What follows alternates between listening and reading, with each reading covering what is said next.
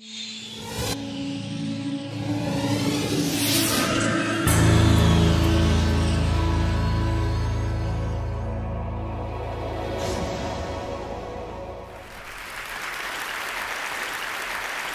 year in the United States alone, 2,077,000 couples make a legal and spiritual decision to spend the rest of their lives together and not to have sex with anyone else, ever. He buys a ring, she buys a dress. They go shopping for all sorts of things. She takes him to Arthur Murray for ballroom dancing lessons. And the big day comes, and they'll stand before God and family and some guy her dad once did business with, and they'll vow that nothing, not abject poverty, not life-threatening illness, not complete and utter misery will ever put the tiniest damper on their eternal love and devotion. These optimistic young bastards promise to honor and cherish each other through hot flashes and midlife crises and a cumulative 50-pound weight gain until that far-off day when one of them is finally able to rest in peace. You know, because they can't hear the snoring anymore.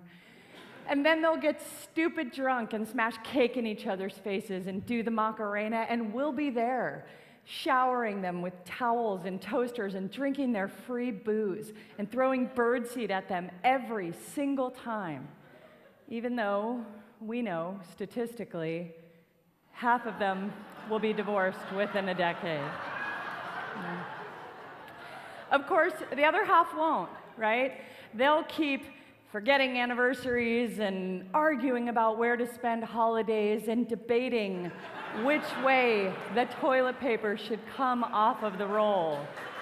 And some of them will even still be enjoying each other's company when neither of them can chew solid food anymore.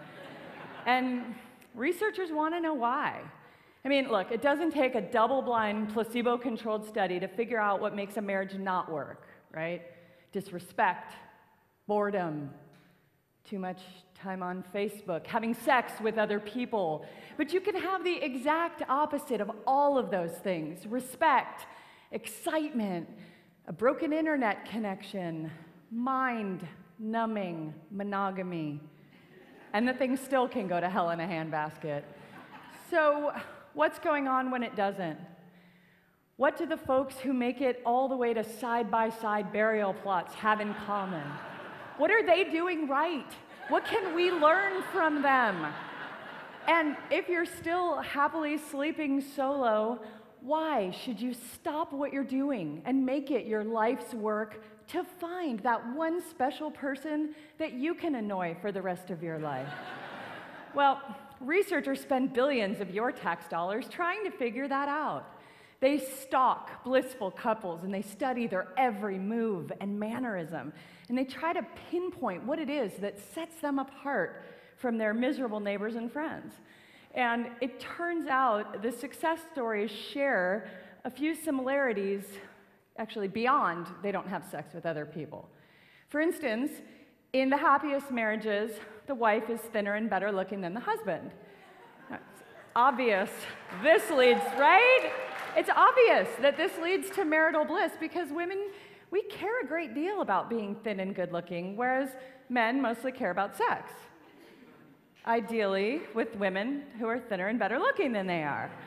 The beauty of this research, though, is that no one is suggesting that women have to be thin to be happy. We just have to be thinner than our partners. So instead of all that laborious dieting and exercising, we just need to wait for them to get fat. Maybe bake a few pies. This is good information to have, and it's not that complicated.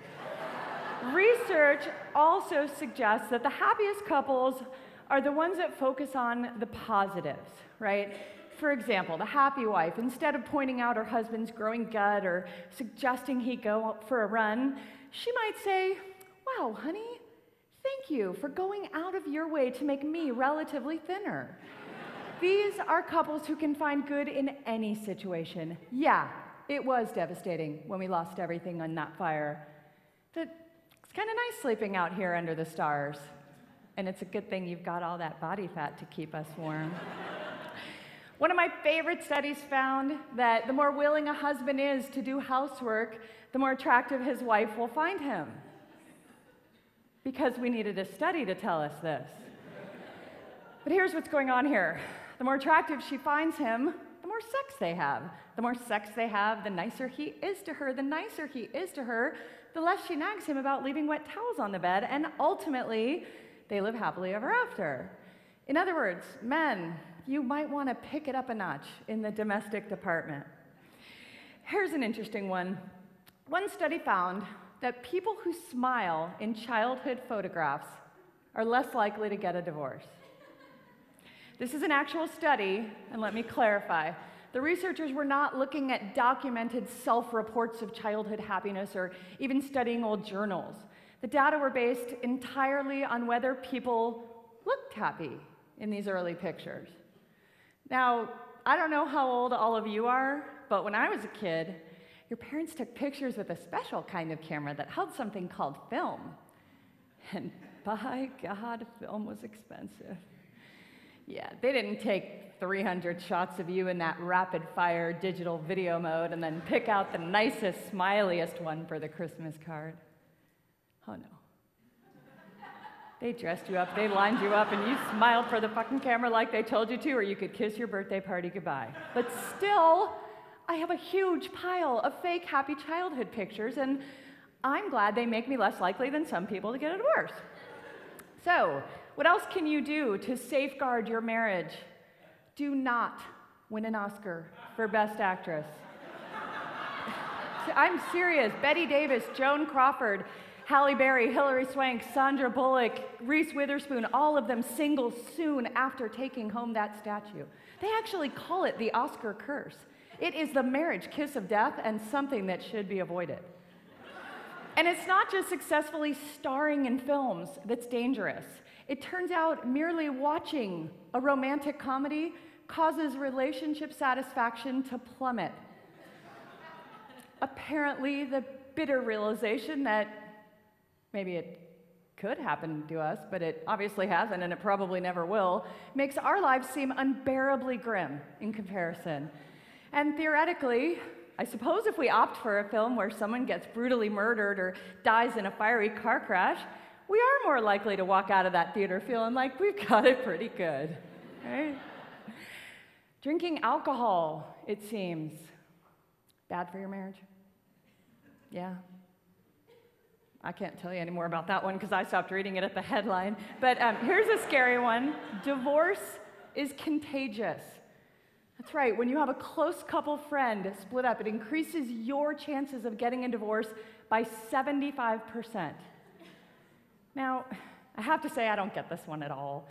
My husband and I have watched quite a few friends divide their assets and then struggle with being our age and single in an age of sexting and Viagra and eHarmony, and I'm thinking they've done more for my marriage than a lifetime of therapy ever could. So now, you may be wondering, why does anyone get married ever?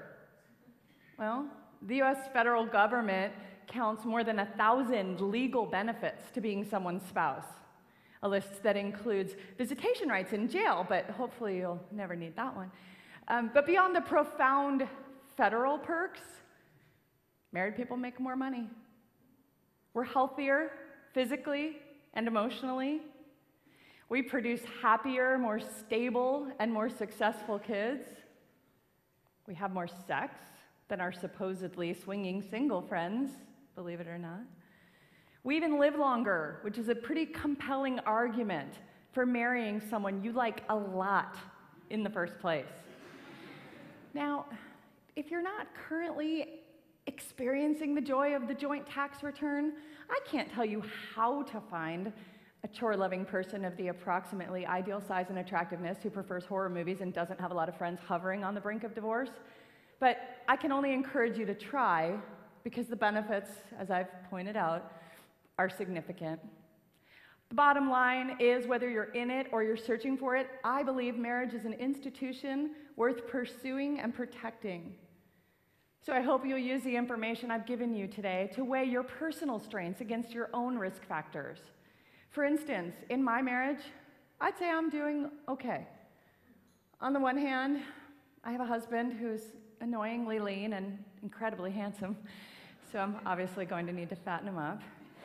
And like I said, we have those divorced friends who may secretly or subconsciously be trying to break us up, so we have to keep an eye on that. And we do like a cocktail or two. On the other hand, I have the fake happy picture thing. And also, my husband does a lot around the house and would happily never see another romantic comedy as long as he lives. So I've got all those things going for me. But just in case, I plan to work extra hard to not win an Oscar anytime soon. And for the good of your relationships, I would encourage you to do the same. I'll see you at the bar.